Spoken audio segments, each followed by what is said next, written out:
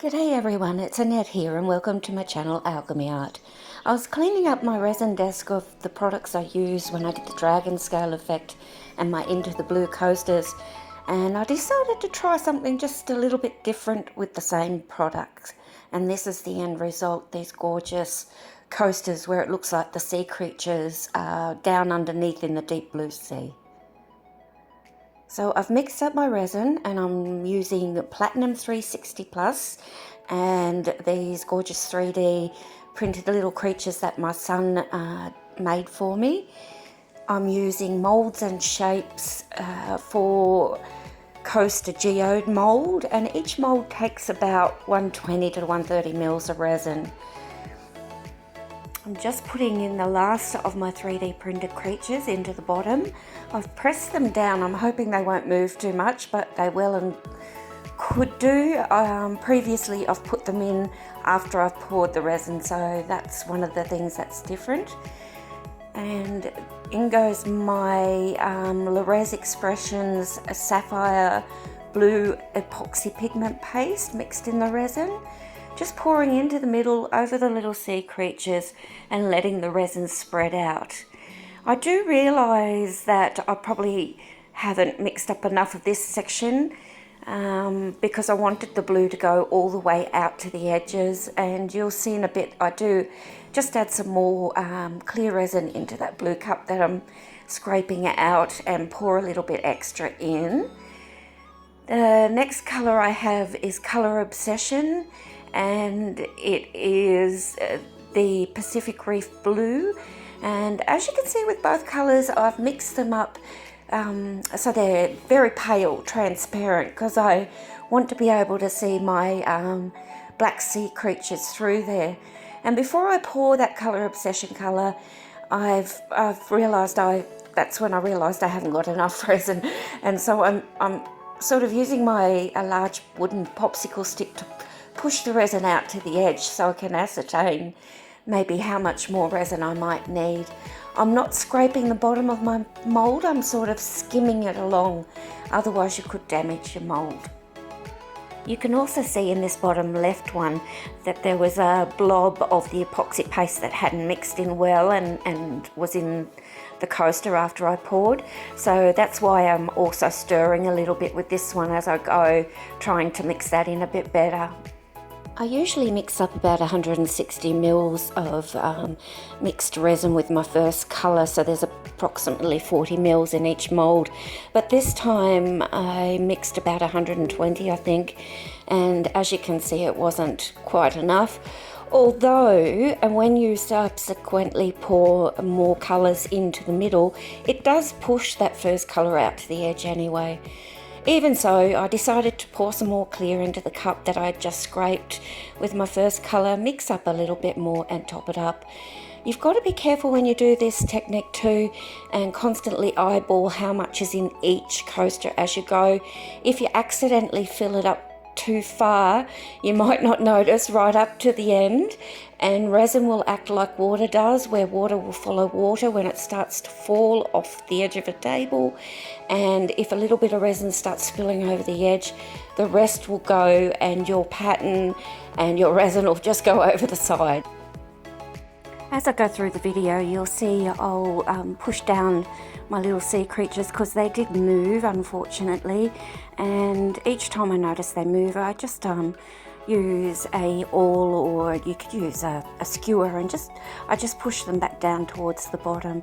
So in goes my Colour Obsession Pacific Reef Blue epoxy pigment tint mixed with resin, and I've got about 120 mils in total, but I only use about 60% for this first pour of it, probably about 3/4 I'd say, as I want to use it again later. I did try an experiment before I did this one of using some Versamark clear stamping ink underneath my sea creatures to try and hold them in place against the silicone, but that didn't work and they still moved. I'm just using my craft heat gun to quickly move over each coaster and pop any surface bubbles. This isn't sped up so you can see how quick I'm moving, because I don't want the heat to damage my silicone mould. Now I'm pouring in Resin Expressions bright gold pearlescent pigment powder mixed into resin, and here is another change in how I've done it in the past. I'm roughly pouring circles around my sea creatures. That top right one is pretty bad circle, I know. I was trying to keep my hand out of the camera view, but I do try and fix that later. And each coaster now will have 2 circles of gold. Then it's Resin Expressions white satin pearlescent pigment powder, also mixed into my mixed resin, and I go around twice in each coaster. And by now I've learnt to go a bit slower so I don't make that big mess as I did with the gold in that top right one. Once I've gone around twice, I use the remainder of my Pacific Reef Blue tint mixed into resin, and I pour the rest directly into the center of each coaster. And as I go, you can see it's pushing those gold and white rings out towards the edges. Eventually, the edges push back in and close a little bit. So I'm trying to get more of a clear, transparent area in the middle so that when it closes over, I won't lose the little sea creatures in behind the other colours, and you'll still be able to see them. The last bit I do is just pouring some clear directly into the centre again, which further pushes out that gold and that white. And as I said, I'm eyeballing it to make sure I don't fill it up too much. The best way to ensure that you actually don't put too much in as you get near the end, of course, is to just pour a small amount of this clear in each coaster as you go around. Eyeball it and then pour a little bit more as you need. My sea creatures have moved again, and I'm just adjusting this little hammerhead shark back towards the middle and pushing it down against the silicone surface again. That top right coaster where I made a mess, the gold is actually creeping in over the dolphin, and I'm using a little wooden popsicle stick to gently go from the centre outwards and pull the gold back away from the dolphin there. Hopefully that will fix it. As I work, I check for any dust or fur or hair and remove those with a pair of tweezers. But lastly, for now, I'm just hitting each coaster again with my craft heat gun, and then I'll cover it up with a food tent. I've just popped back in 2 hours later to see how it's going, and as you can see, the gold and the white rings have sunk through the blue. They are the heavier particles, and it's this that sinking through the resin of the other colours that makes the crackle or cracking effect. And I'll cover it back up again, and we'll come back tomorrow and have a look at the end result. It's 24 hours now, and it's time for me to demold. I would have done it earlier in the day, but I had to go to work, so I had to wait till I got home. These are well cured and nice and firm. They have left the clearish transparent area in the middle as I wanted from the back, so it's just time to get them out and have a look at the front.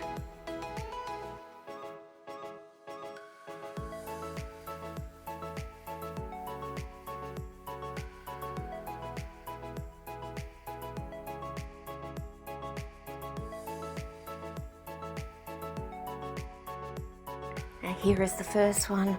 Oh wow, I really love this effect. It's very hard to see in the camera shot here or the video, but the central bit that is transparent has little, almost like water bubbles, which start off darker on the outer edge and gets smaller and lighter as it gets closer to the little sea creature, which creates an awesome depth. It's also quite shimmery because of the pearlescent powders.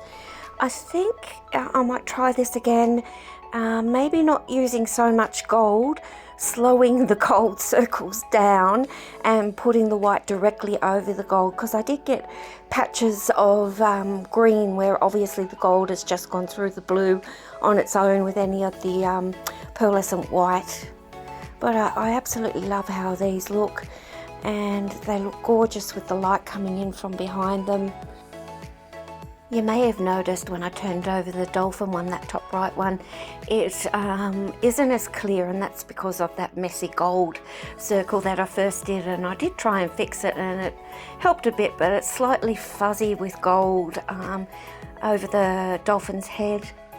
This crocodile one is probably one of my favourites. We lived in the Northern Territory of Australia for 23 years and it's crocodile country up there, and they do get into the saltwater oceans as well as they can be in freshwater, but that's why I've used a croc, because he's also a sea creature. So here is all the creatures up close. You can see the dolphins a little bit fuzzy, but I absolutely love how they've all turned out, even the greeny patches. But yeah, I'll give it a try again another day in a different way. So thank you everybody for watching. Please consider liking and subscribing and sharing my videos. And please leave me a comment. Have a great day.